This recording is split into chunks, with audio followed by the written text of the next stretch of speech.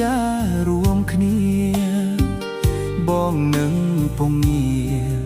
បានស្គាល់គ្នាជានិស្ស័យរងចាំសែនយូរគូព្រេងនៅក្នុងក្តីស្រមៃបេះដូងគួចស្នេហ៍ចរណៃគឺជានិស្ស័យបពេបានចាផែត្រាស្រទន់មានមុនសន្តំអកែមឆោមយំឲ្យរៀមចាប់ចិត្តចេតនាសម្រស់ផូផង់លំពលអដូចអប្សរាប្រពៃស្មើគុណទេវតាឲ្យបងស្នេហាដកចិត្តមិនរួច